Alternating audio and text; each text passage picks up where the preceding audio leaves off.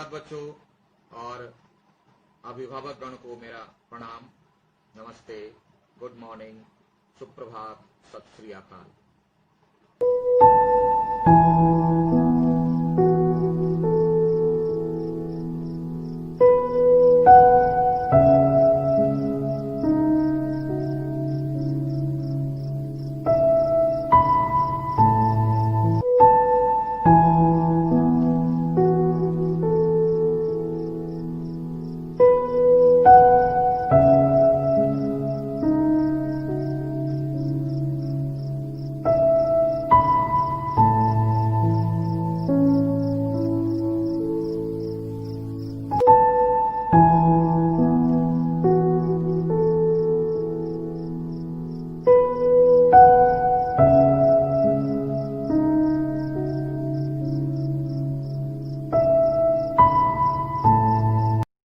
प्यारे बच्चों, कैसे हो आप?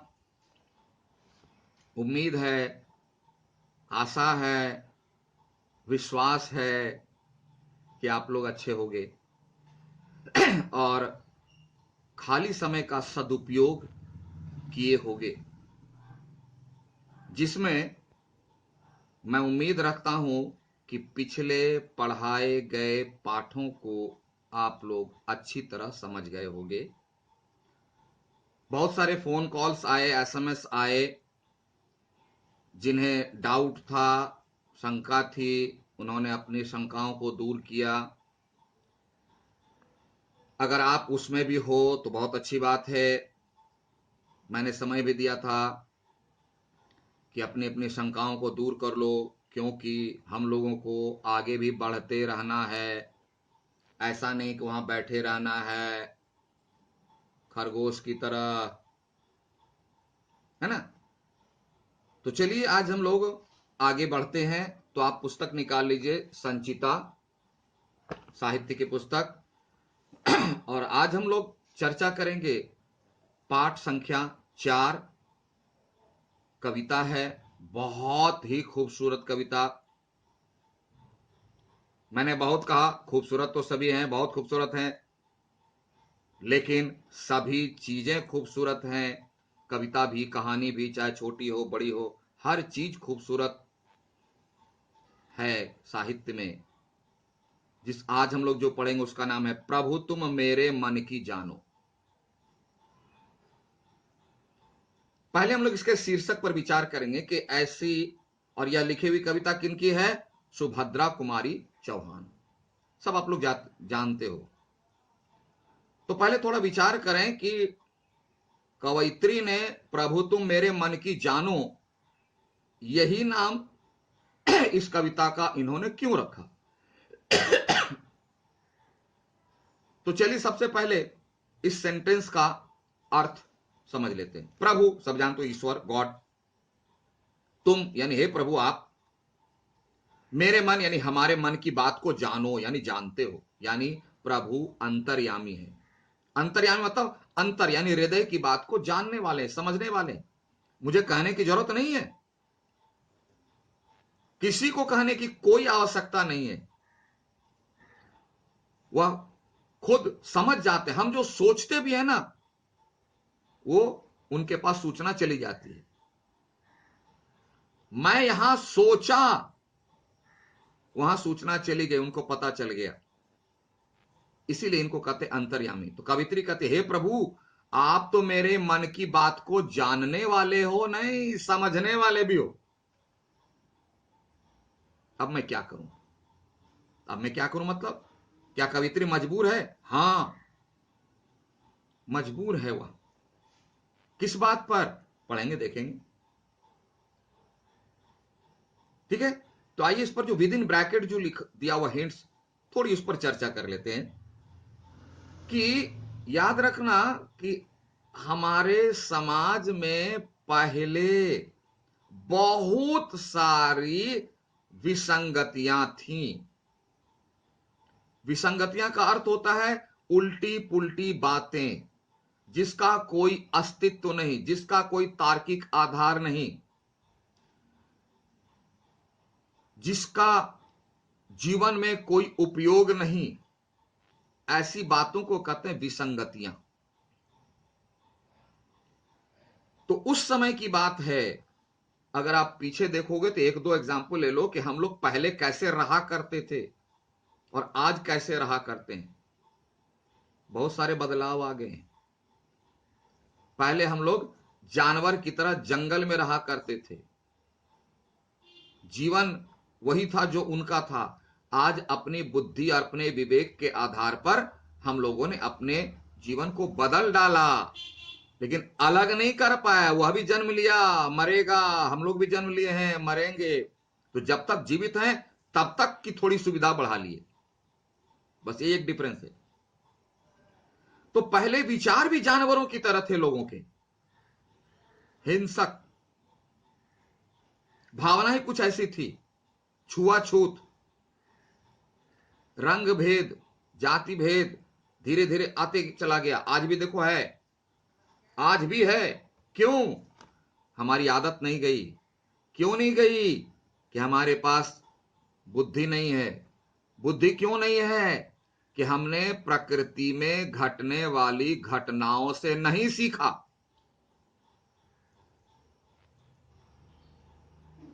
और इसलिए मेरा विवेक विकसित नहीं हुआ, अच्छे बुरे की पहचान नहीं हुई। और यही कारण है कि आज भी बहुत कुछ ऐसी बातें बनी हुई हैं। इन्हीं बातों में से एक बात को लेकर के कवयित्री आगे बढ़ती हैं और बताती हैं कि आज हमारा समाज क्यों ऐसा है। हम अपने को कहते हैं शिक्षित, धार्मिक, ज्ञानी, विवेकी, कौन कौन से न जाने शब्द लाला करके अपने मस्तिष्क के मुकुट पर सजा देते हैं। मैं ज्ञानी हूं, विवेकी हूं, धार्मिक हूं, सब लगा देते हैं, लेकिन अंदर का मन भयंकर कलुषित रहता है। पाउच तो बहुत खूबसूरत बना लेते हैं, अब एक खूबसूरत नए पैक में, लेकिन अंदर की चीजें वही सड़ी हुई है। घर में लेटेस्ट मॉडल की हर चीजें हैं, लेकिन विचार क्या है? उसी जमाने का जिस जमाने में हम लोग जानवर की तरह व्यवहार करते थे एक दूसरे के प्रति। विचार वही हजारों साल पुराना, लेकिन शरीर पर कपड़ा जो है लेटेस्ट है। 17 जून 2020 का प्रोडक्ट। विचार बोला तो 10,000 2 लाख वर्ष पुराना। ऐसा क्यों? इसी पर कवित्री सवाल उठाती है।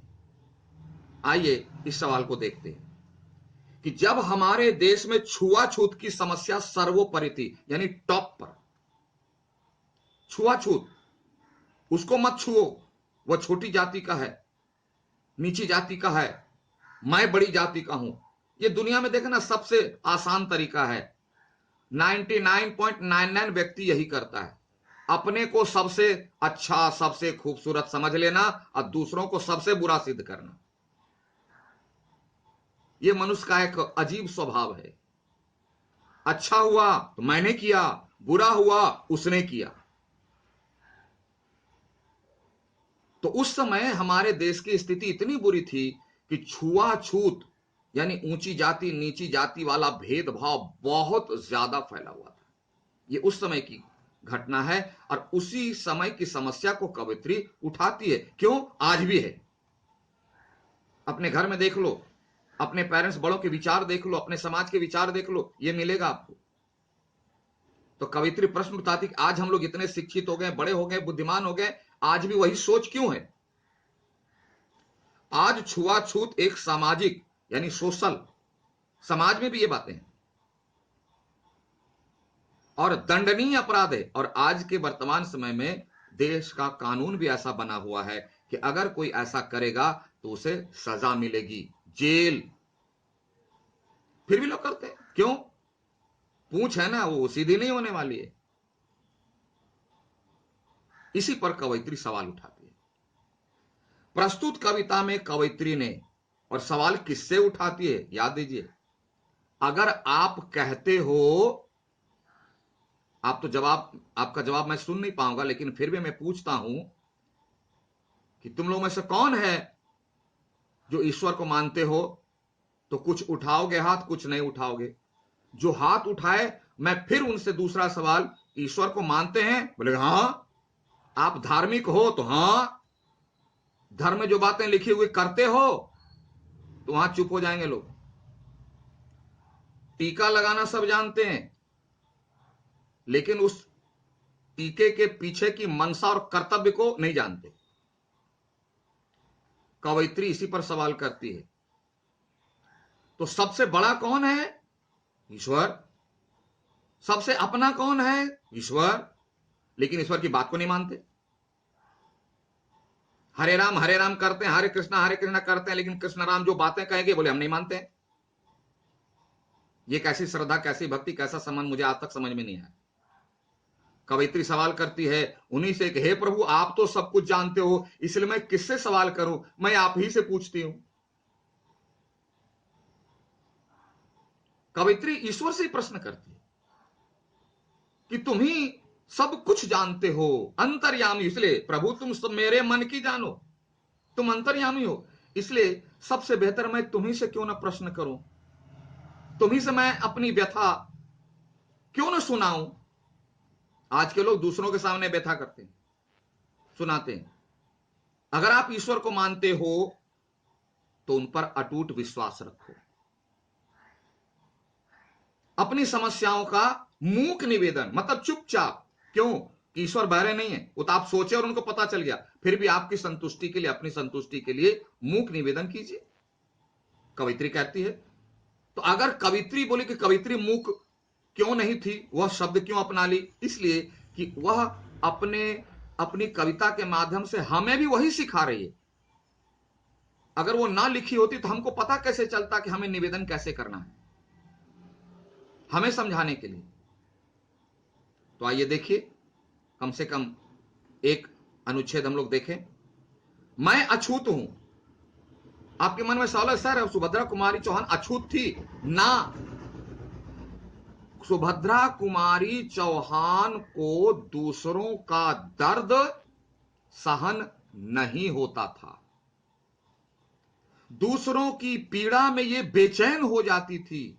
इसीलिए ऐसे लोगों की पीड़ा को सुभद्रा कुमारी चौहान अपनी पीड़ा, अपना दर्द मानते हुए ईश्वर के पास जाती है। जैसे आपको कोई कष्ट होता है तो आप ही जाते हो दौड़ के डॉक्टर के पास? नहीं ना, आपके मम्मी ले जाती हैं, आपके पापा ले जाते हैं। तो कवयित्री ऐसे लोग, कैसे लोग? जिनको छुआछूत से दर्द होता है, पीड़ा होता है, पीड़ित हैं, जिन्हें तिरस्कार किया जाता है, जिनके साथ घृणा की जाती है, ऐसे लोगों की पीड़ा को कवयित्री अपना समझती है और ईश्वर के सामने अपना निवेदन लेकर के चली जाती है। हे प्रभु, आप तो सबके मन की बात जानते हो, हमारे साथ ऐसा क्यों हो रहा है? क्योंकि शिकायत किसके पास ले जाएं? प्रार्थना किसकी की जाती है? निवेदन किसके सामने किया जाता है? अंतर्यामी के पास। तो ही कह रही, मैं अछूत हूं, मंदिर में आने का मुझको अधिकार नहीं है। हे प्रभु, समाज ने मुझे अछूत की कैटेगरी में रख दिया कि तुम्हें छूने से उसे पाप लगेगा। मुझे मंदिर आने से मना कर दिया, मुझे मंदिर में प्रवेश का अधिकार नहीं दिया समाज ने। लेकिन मेरा दिल नहीं मानता है, लेकिन मेरा दिल नहीं मानता कि मैं आपके सामने ना आऊं, इसलिए मैं चली आई। मैं रात भर बेचैन थी कि आपके दर्शन मैं कैसे करूं, मंदिर में प्रवेश करके आपकी थोड़ी पूजा करना चाहती हूं, कैसे करूं? मेरा मन बहुत विचलित था, बेचैन था। इसलिए कह रहे, मैं अछूत हूं, मंदिर में आने का मुझको अधिकार नहीं, आप ही कुछ करो। मुझे मंदिर में जाने से ये लोग रोकते हैं, क्यों? कि मैं अछूत हूं, मैं नीची जाति का हूं। किंतु देवता, लेकिन हे भगवान, आप तो अंतर्यामी हो, आप तो समझते हो, आप ऐसा मत समझना कि मुझे आपसे प्यार नहीं है। मुझे आपसे बहुत प्यार है, मैं आपसे मिलना चाहती हूं, मैं आपकी पूजा करना चाहती हूं, लेकिन ये समाज के लोग मुझे अछूत मानकर आपके सामने आने नहीं देते, मंदिर में प्रवेश करने नहीं देते। किंतु देवता, यह न समझना तुम पर मेरा प्यार नहीं, मैं तुमसे बहुत प्यार करता हूं। बोलोगे सर भगवान को तुम बोलते हैं? हाँ, जब किसी से बहुत अधिक प्रेम होता है ना, तो तुम ही बोलते हैं। जैसे आप लोग अपने पेरेंट्स बोलते हो, बाबा तुम এটা করলে না, মা তুমি এটা করে দাও, ये तुम ही। और जब तुम मुझसे बात करोगे तब क्या बोलोगे? आपने सर এটা করেননি, आपने वर्ड। तो जब जिससे बहुत ज्यादा प्यार होता है ना, तो तुम शब्द का प्रयोग बड़ा अपना लगता है। और यही कारण है कि कवित्री भी प्रभु के समक्ष तुम का प्रयोग करती है। प्यार असीम अमिट है। कवित्री कहती है, हे प्रभु प्यार असीम यानी अनलिमिटेड, इसकी कोई सीमा नहीं कि कितना प्यार, 5 किलो, 2 किलो, 1 मन, 2 क्विंटल, कुछ नहीं, असीम अनलिमिटेड है। और अमिट है यानी कोई मिटा नहीं सकता इसे, कोई मिटा नहीं सकता, ना खुद मिट सकता है। फिर भी तुम्हारे फिर भी पास तुम्हारे आ न सकूंगी। मेरे दिल में तुम्हारे प्रति प्यार जो है असीमित है, जिसे दुनिया की कोई ताकत तो नहीं मिटा सकती। लेकिन फिर भी मैं इतनी मजबूर हूं, किसके सामने? समाज के सामने। इतनी मजबूर हूं, इतनी मजबूर हूं कि मैं तुम्हारे पास आ नहीं सकती, तुम्हारे आ न सकूंगी, नहीं आ सकूंगी। आपके मन में सवाल आ रहे हैं, मैं अभी बताऊंगा। यह अपनी छोटी सी पूजा, यह छोटी सी पूजा, गरीब है ना, अछूत है ना, छोटी सी थाल में भगवान की पूजा के लिए छोटी छोटी चीजें, थोड़ा सा फूल, थोड़े से बेलपत्र, थोड़ी सी सामग्री लेकर के आई है। पूजा चरणों तक पहुंचा न सकूंगी। हम लोग ईश्वर की पूजा करते हैं, कोई सामग्री लाते हैं, पूजा को उनके चरणों में समर्पण करते हैं। लेकिन कवित्री को तो मंदिर में घुसने प्रवेश की इजाजत नहीं है, बाहर ही खड़ी है वह मंदिर के। हे प्रभु मेरी मजबूरी को समझो, समाज ने मुझे ऐसा बना दिया कि मैं आपके चरणों तक भी यह सामग्री छोटी से भी समर्पण नहीं कर सकती। तो आपके मन में सवाल होगा कि सर जब इतनी भक्ति है, इतनी अटूट भक्ति, असीम प्यार, तो कवयित्री या ऐसे लोग जबरदस्ती प्रवेश क्यों नहीं कर जाते? जो होगा देखा जाएगा। यही तो है कि कमजोर व्यक्ति, पीड़ित व्यक्ति इतनी हिम्मत नहीं जुटा पाते। क्यों? कि उनका साथ देने वाला कोई नहीं है। इसीलिए तो कवित्री ईश्वर के पास गई है कि प्रभु आपका साथ चाहिए, आप अंतर्यामी हो, आप सब कुछ जानते, इसलिए आप मुझे, आपको भी हमको भी कोई परेशानी होती है, व्यक्ति सॉल्व नहीं कर पाता है, तो कहां जाते हैं? मंदिर में मिठाई लेके जाते हैं भगवान जी के पास। भगवान जी मेरा काम कर दीजिए, ये लीजिए मिठाई पहले एडवांस में। यानी जब व्यक्ति हर तरफ से हार जाता है तो ईश्वर के पास जाता है।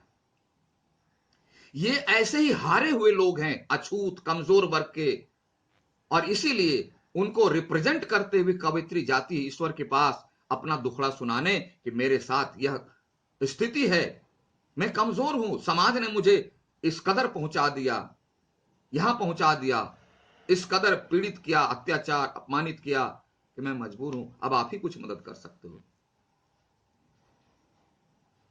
तो आज पहले अनुच्छेद को हम लोगों ने पढ़ा, पहले छंद को पढ़ा। कविता में इसको बोलते हैं छंद, और गद्य में पढ़ेंगे इसको बोलेंगे अनुच्छेद।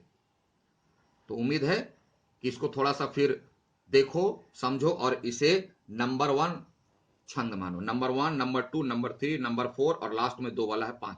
नंबरिंग कर लेना कविता में। और ना समझ में आए तो इस वीडियो को 3 बार 4 बार, बार बार कहते हैं, क्लास में तो एक बार पढ़ाकर चले गए, लेकिन अभी तो आप जब चाहोगे बोलोगे खुल जा सिम सिम, वीडियो में मैं हाजिर होना पड़ूंगा, मुझे हाजिर होना पड़ेगा। बुलाओ, वीडियो चालू हो जा, मैं हाजिर हूं आपके सामने।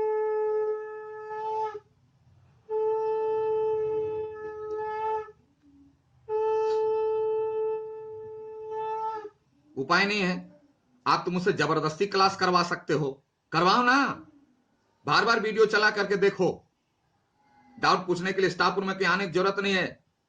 दोनों सर हाजिर हो, टीवी चला दिया, मोबाइल में या टीवी में हाजिर हो गए, फिर वही चालू हो गया। कितनी सुविधाएं। तो आप इसे बार बार देखो, समझो, प्रयास करो। और जब ना समझ में, मैं बार बार कहता हूं, मात्र मात्र मात्र ओनली ओनली एंड ओनली दोपहर 1 से 2 बजे तक आप फोन पर अपना डाउट पूछ सकते हो। क्योंकि मैं भी इंसान हूं, मुझे भी जरूरत पड़ती है, कभी इधर कभी उधर, कभी वॉशरूम, कभी खाना, कभी थोड़ा विश्राम लेना जरूरत पड़ती है। जब मन तब मत करना, ठीक है, 1 बजे से 2 बजे तक के बीच फोन कर लेना। तो आज इतना ही। Thank you, have a nice day. फिर मिलते हैं अगले वीडियो में।